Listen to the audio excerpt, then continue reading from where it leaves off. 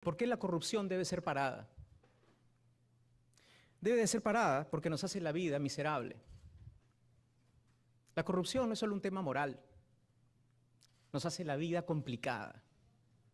El día de hoy no podemos construir colegios de calidad debido a la corrupción, porque los colegios, después de los primeros 6 meses, se caen a pedazos por los materiales que se usan debido a la corrupción. Debido a la corrupción, la delincuencia y el crimen están en todos lados, porque malos elementos de la policía, fiscales, jueces, están involucrados en mafias. Debido a la corrupción, no tenemos seguridad jurídica, porque en el Perú se falsifica todo y a nadie le importa. Debido a la corrupción, tenemos problemas en el sistema de salud, porque las medicinas se sobrevaloran, porque las chispitas que le llegan a los niños no le llegan a los tiempos que se requieren. Les quiero poner un caso particular, solo uno, para tener idea del impacto que esto puede tener. A fines del año pasado, la Contraloría identificó en el proyecto del gasoducto del sur irregularidades por 136 millones de dólares. 136 millones de dólares en irregularidades en un solo caso. Con esa plata hubiésemos podido conectar a 30.000 familias en el Perú con agua potable y alcantarillado. 30.000 familias. Hubiésemos podido construir 3.500 pistas del tamaño de 100 metros. Salud bien equipados a nivel nacional.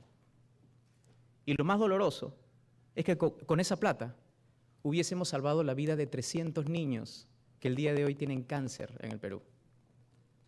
Por eso los corruptos no son solo delincuentes, los corruptos son traidores a la patria y deberíamos de tratarlos como tal. ¿Cómo vamos a luchar contra la corrupción? De varias formas.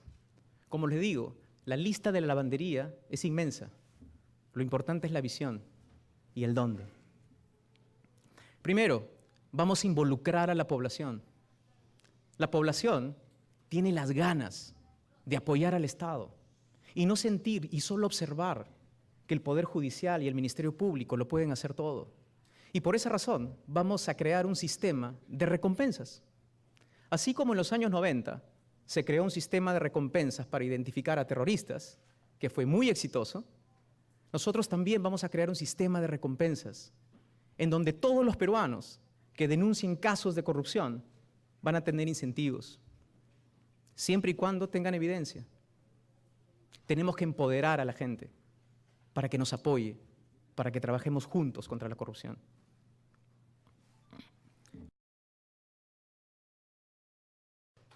Tenemos que modernizar y fortalecer todas las entidades del Estado que el día de hoy luchan contra la corrupción y que paradójicamente son aquellas entidades que peor percepción tienen en lucha contra la corrupción. Y quiero comenzar por la Policía Nacional. La Policía Nacional tiene que fortalecer su capacidad de investigación e inteligencia. A través de la investigación y la inteligencia vamos a poder dar un golpe muy duro a la corrupción. Yo les quiero recordar un caso muy emblemático, que es el caso Villacoca, del año 1985. En ese caso cayeron jueces, fiscales, empresarios, miembros de las Fuerzas Armadas, inclusive gente de la sociedad civil que nadie podía pensarlo. Y cayeron porque 200 personas, 200 efectivos de la Policía Nacional, que en ese momento se llamaba la PIP, lograron desbaratar esta red, este crimen organizado. En esa época, en 1985, habían 15.000 efectivos haciendo investigación. ¿Saben cuántos tenemos el día de hoy? Solo 4.000. Hemos pasado de 15.000 a 4.000. Y ustedes se preguntarán, ¿y por qué eso ocurre en el Perú? Yo les voy a dar la respuesta. Eso ocurre porque al sistema no le conviene fortalecer la investigación de la Policía Nacional. Porque los primeros que van a caer son algunos de ellos, como pasó el 85. Nosotros vamos a fortalecer a la Policía Nacional y vamos a hacer lo que era y más. más allá de la Policía Nacional, tenemos que promover cambios normativos en el Ministerio Público. Y son muchos, pero les voy a mencionar uno: la independencia de los fiscales. Lo que ocurre hoy día en el Perú es que cuando un fiscal recibe un caso, por arte de magia, al día siguiente lo removieron del puesto, por razones que nadie puede explicar. Nosotros tenemos que darle autonomía a los fiscales para que no sean manipulados y para que no reciban órdenes superiores.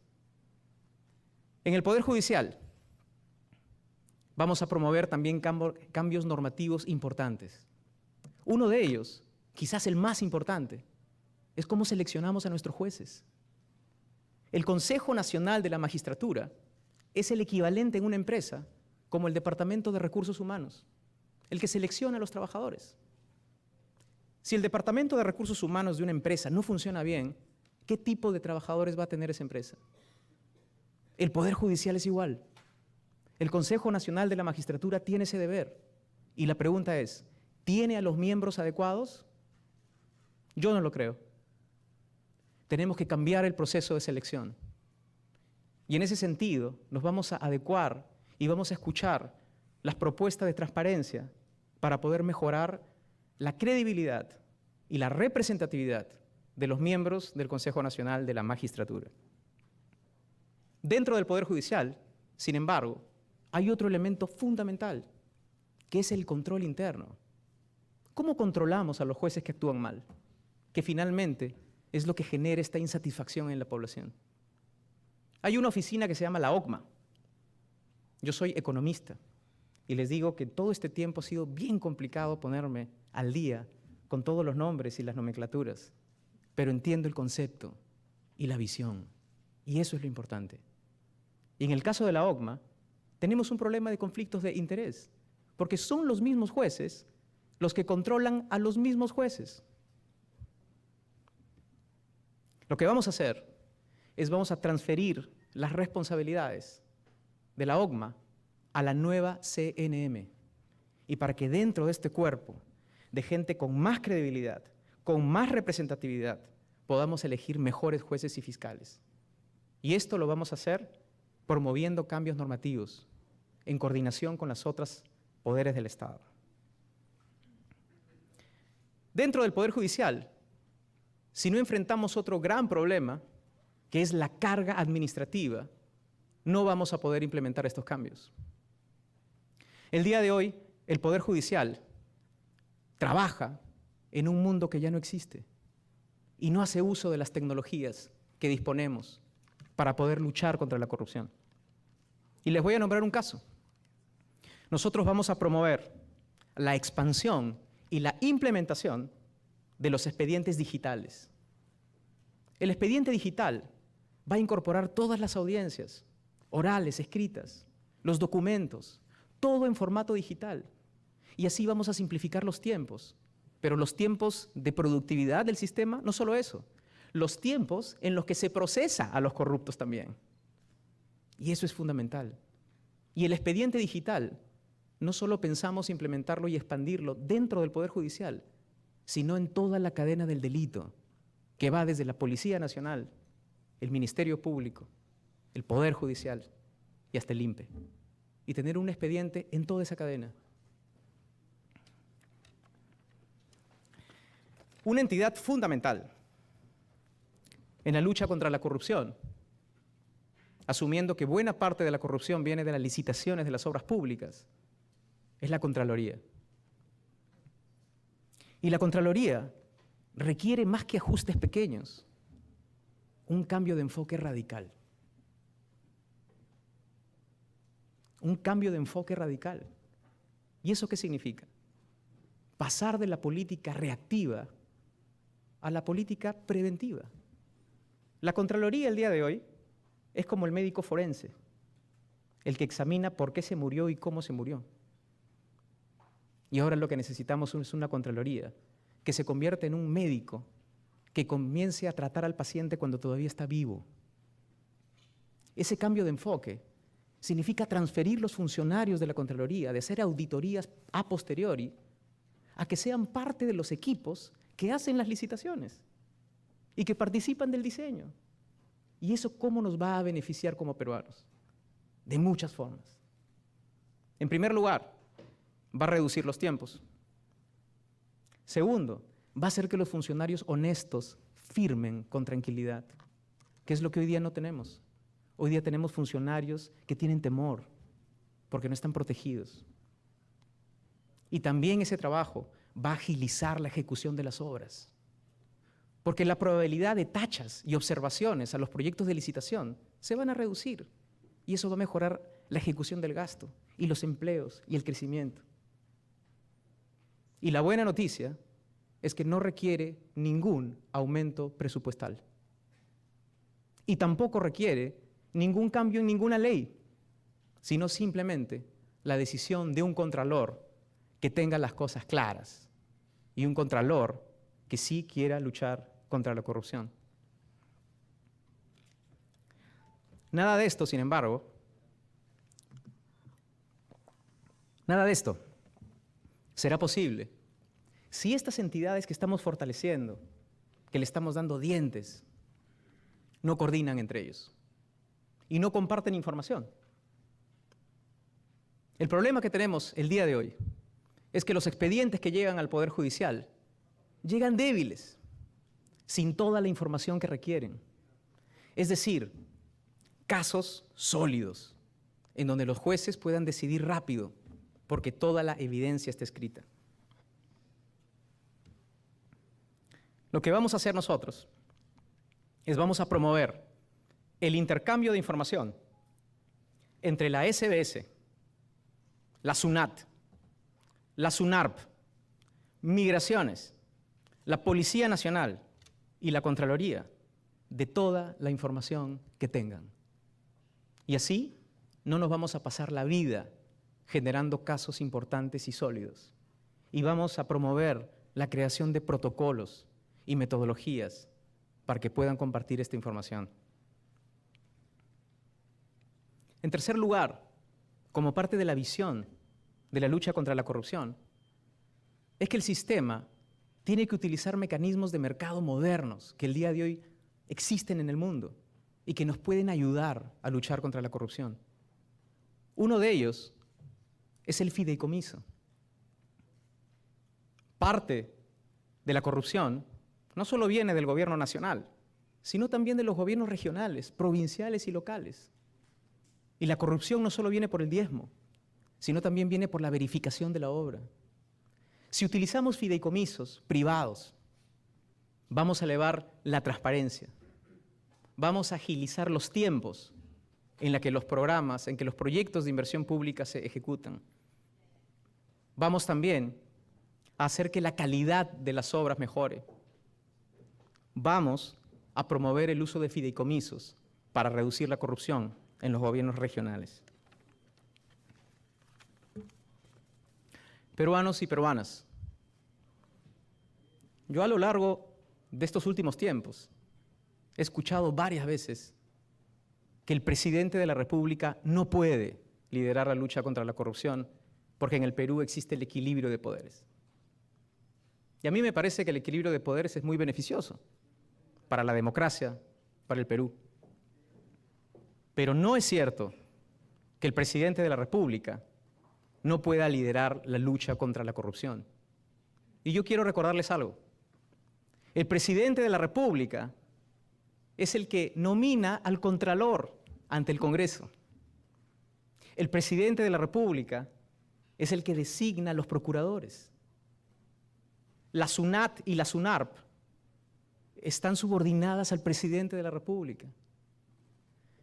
El presidente de la República tiene la capacidad de liderar alianzas estratégicas por el bien de la nación, con la superintendencia, con el Ministerio Público.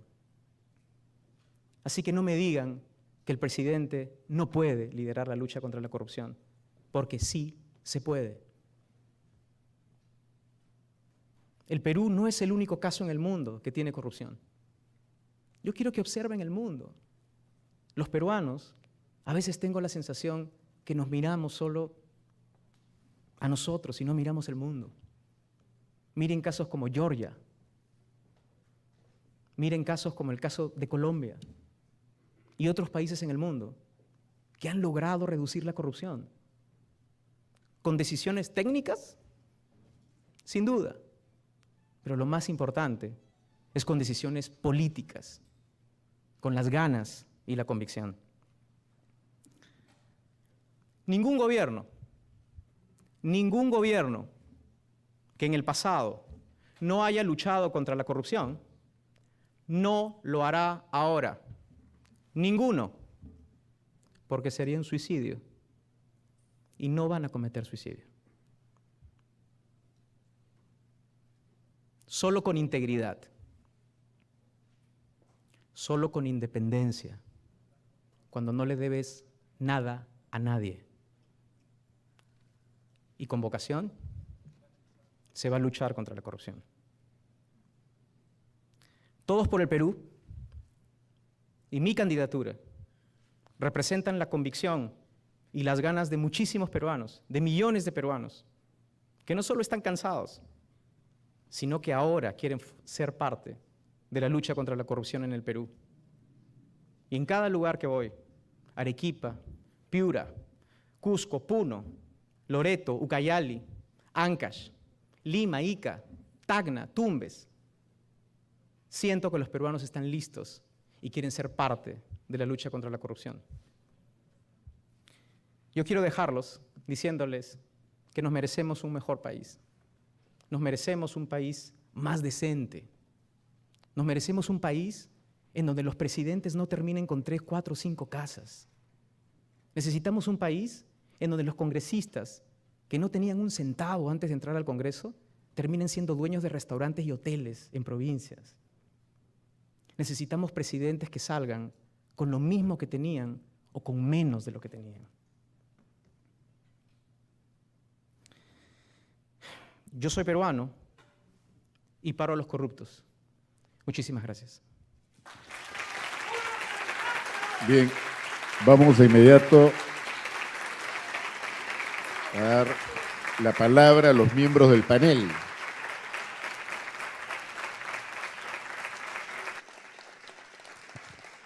Haciendo la salvedad que la presentación ha tomado unos 16 minutos, por lo cual esto podría extenderse un poquito más de lo acordado, pero vamos entonces a darle la palabra a Fernando Carballo primero. Julio Guzmán, usted nos ha presentado una lista de varias instituciones que usted quiere reformar. Antes de entrar en el detalle, sin embargo, dijo que el sistema se oponen a los cambios porque hay personas que se ven perjudicadas si hay cambios en el sistema. Quisiera por eso que nos aclare a qué llama usted sistema y quiénes son estas personas que se oponen a los cambios.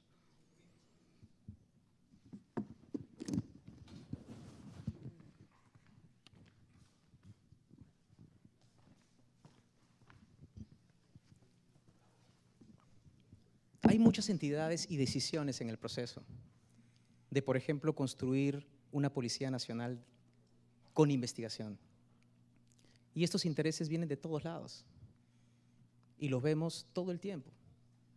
Y los que hemos estado en el Estado sabemos que realmente no existe una vocación, porque tenemos, una de las cosas que entendí cuando estuve en el Estado, es que la corrupción no es la corrupción del funcionario con la empresa privada, es la corrupción del funcionario que le da el 10% a su jefe y ese jefe le da otro porcentaje a su jefe y así. La corrupción es crimen organizado. Y si no entendemos que la corrupción es crimen organizado, entonces difícilmente vamos a encontrar la solución. Y la investigación, para mí, y la inteligencia es fundamental.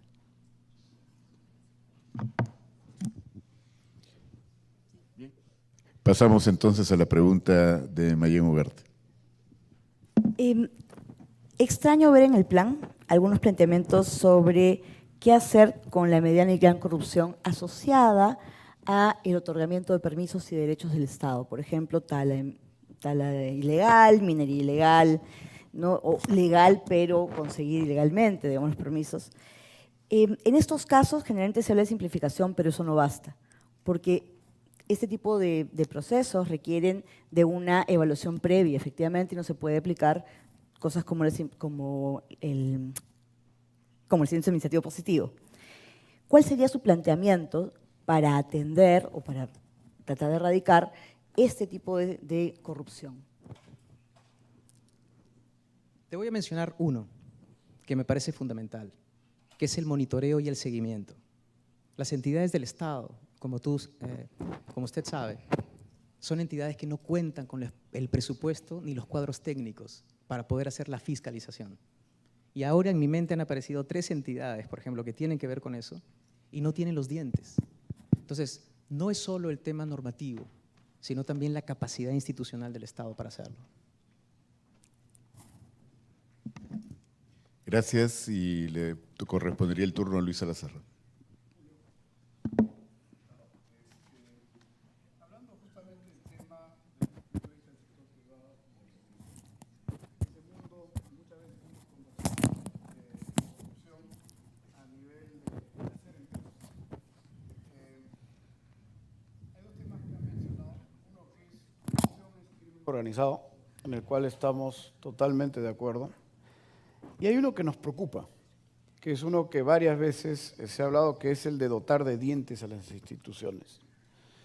Y voy a mencionar uno que he mencionado a través de los diferentes candidatos que se han presentado, que es, por ejemplo, a la SUNAT, a la SUNAFIL, a CENEPRED, INDECOPI, se le ha dotado de más dientes. Pero al dotarle de esos dientes, se ha creado un sistema que ha complicado tremendamente a las empresas y está haciendo muy difícil el poder hacer negocios en el Perú. ¿Cómo evitar, a la hora de darle los dientes a estas instituciones, que no se conviertan en el problema que hoy se han convertido las instituciones que acabo de mencionar? Yo quiero nombrarte solo un caso, que es la SUNAT.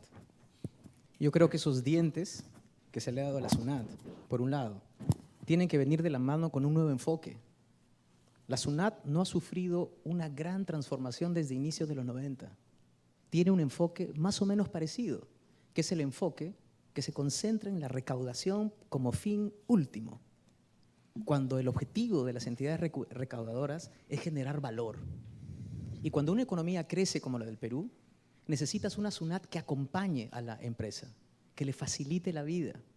Una de las cosas importantes que vamos a hacer nosotros son algunos cambios dentro de la SUNAT, de incentivos que hay dentro de la organización que son contraproducentes, como por ejemplo el sacar más impuestos de las empresas por multas que ya son las que pagan, cuando el incentivo debería ser de los funcionarios que consigan bonos de productividad por las empresas que no pagan impuestos y que deberían de formalizarse.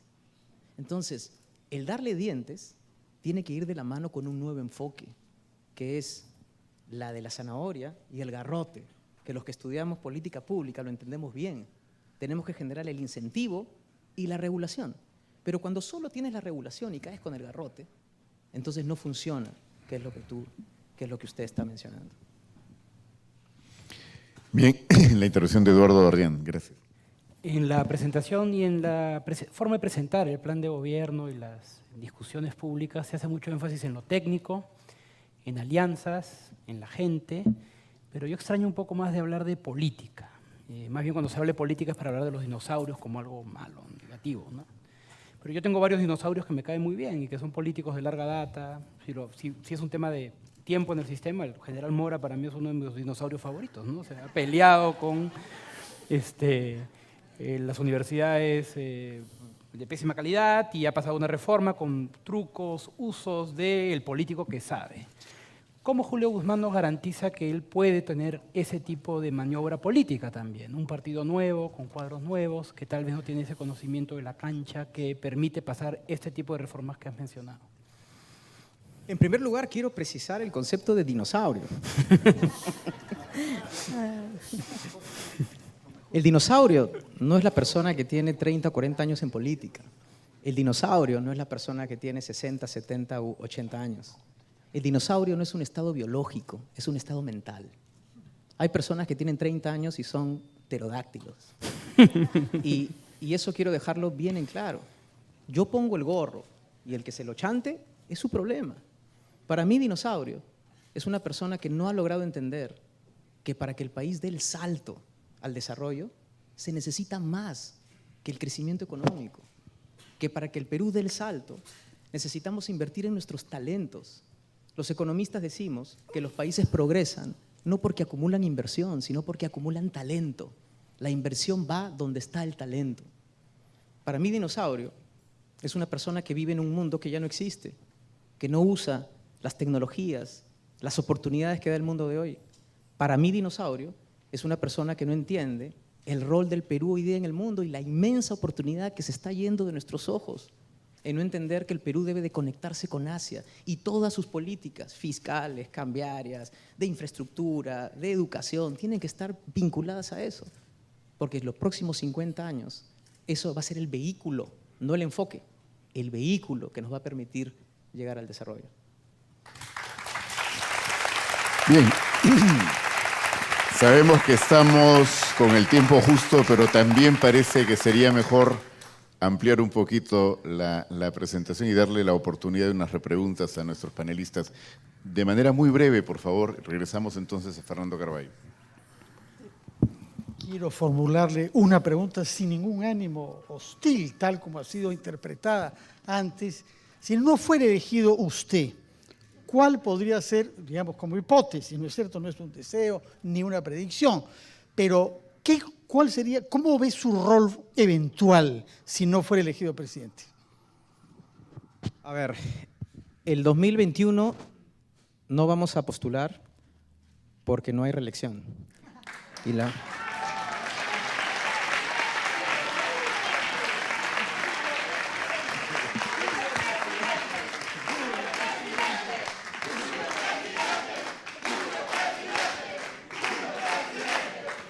Bueno, de inmediato, Mayén Ugarte, por favor, para continuar con la brevedad que habíamos anunciado.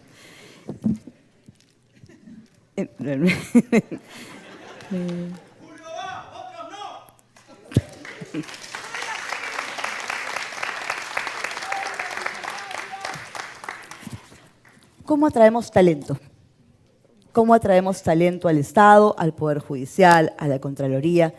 ¿Qué va a hacer para atraer talento? Hay medidas de corto y de más mediano plazo. Las de mediano plazo es que tenemos que tener continuidad en la reforma educativa que ya comenzó. Y ahí ni yo ni el partido va a ser mezquino. Y las presiones que uno tiene para decir que este gobierno hizo mal esto, lo otro, son tremendas todos los días en los medios de comunicación. Y yo trato de esquivarlas cada vez que puedo. Porque decir que la reforma no ha comenzado es una mentira. La reforma ya comenzó. Y lo que nosotros vamos a hacer es fortalecerla y continuarla. Y vamos a fortalecerla con casos muy concretos, como por ejemplo, concentrarnos en la niñez. Las capacidades cognitivas comienzan ahí, de 0 a 5. Y si uno agarra el presupuesto de educación y lo divide entre educación inicial, primaria y secundaria y superior, el tercer lugar lo tiene la niñez, cuando debería ser lo contrario, como en los países desarrollados. Invertir en educación significa comenzar a generar una nueva generación de peruanos que en los próximos 20 años sean los que finalmente nos lleven al progreso. Pero eso es una visión de mediano plazo. En el corto plazo, yo he identificado 2 variables cuando he sido funcionario del Estado. Uno es confianza. El funcionario, el técnico, el buen técnico, quiere estar en el Estado porque gana credenciales, porque se siente orgulloso de estar en el Estado. No quiere involucrarse con un liderazgo en el cual no cree. No quiere involucrarse con una visión que no comparte. El técnico peruano no es una escasez. Usted ha estudiado en los Estados Unidos. Usted ha trabajado en los Estados Unidos. ¿Cuántos peruanos hemos conocido que son brillantes en el BID, en el Banco Mundial, en el Fondo Monetario Internacional, por nombrar solo 3 lugares y en una sola ciudad? Muchas de esas personas estarían dispuestas a venir a trabajar al Estado si les damos una visión, si les damos un plan, si los hacemos sentir orgullosos que pueden venir al Perú para contribuir. Y la segunda son los sueldos. Cuando yo pasé de Washington a venir al Perú, mi sueldo terminó siendo la tercera parte de lo que ganaba. Y eso, independientemente del amor que uno tenga por la patria, es un incentivo que es importante. Y eso tenemos que mejorarlo. Y tenemos que decirle a todos los populistas que dicen de que elevarle los sueldos a los funcionarios de altísima categoría es un error, no, Eso va a beneficiar al Perú porque necesitamos hacer gestión de calidad. Y esa gestión tiene que estar amarrada a una reforma del servicio civil, en la SUNAT, que no existe, en el Estado, que no existe. De esa forma, estoy seguro que vamos a traer talento al Estado. Gracias. Enseguida, Luis Salazar. Yo tengo un comentario ahí. Coincido plenamente con el tema de los funcionarios con miedo. Lo hemos vivido muchas veces. Y también dentro de ese miedo ha habido una especie de psicosis de acercarse al sector privado, escuchar al sector privado para tratar de combatir o cambiar normas que están propiciando corrupción, entre otras. ¿Cuál es el rol que piensan que pueda tener el sector privado en un posible gobierno de ustedes? Creo que una de las grandes facultades del ser humano es escuchar. Y una vez algún pastor me dijo de que esa era una de las razones por las cuales nos habían dado 2 orejas y solo una boca. Y creo que eso es fundamental. El día en que el presidente de la República sea una persona solitaria, ese día el Perú se quedó sin visión y sin plan. Porque la única forma es escuchar. Pero ojo, no solo escuchar a los empresarios, sino también a los sindicatos y también a las comunidades y los pequeños productores, pero escucharlos a todos. Yo creo que ese diálogo, esas puertas abiertas, esa capacidad de conversar, esa capacidad de intercambiar información que en el sector privado abunda y que en el Estado no hay. ¿Dónde están las oportunidades? ¿En dónde tenemos que estar? ¿En dónde tenemos que entrar? Igual con los trabajadores. Es algo que en mi gobierno va a ser la pauta general. Y solo voy a dar una razón para eso, mi personalidad. Yo soy una persona que toda la vida he tenido que transar, he tenido que dialogar, he tenido que conversar. Por mi familia, vengo de una familia de 12 hermanos y yo era el número 11. Entonces no conversar era un suicidio. Bien, nos anuncian que ya tiene que despedirse el candidato, pero la última, Eduardo, y cerramos Breve, ahí. ¿qué cambiaría en el enfoque de la Contraloría, de la cual justamente nos estaba hablando? ¿Qué cree que es equivocado en la forma como vienen haciendo las cosas? Hay un par de cosas, como lo mencioné. Es que la Contraloría revisa las irregularidades una vez que las licitaciones ya se han entregado, con lo cual es una evaluación ex post, cuando nos ahorraríamos un montón de tiempo y plata si los funcionarios fueran parte de los equipos que diseñan estos procesos. Un tema importante, por ejemplo, un ajuste particular en la Contraloría, es el tipo de auditorías que hacen. Hay auditorías financieras y también hay auditorías de desempeño. Las financieras te dicen los montos involucrados, pero el de desempeño te dice si efectivamente la obra que se construyó tuvo el impacto que se supone debía de tener. Y ese es ahí también donde la Contraloría tiene que poner más énfasis. Bien.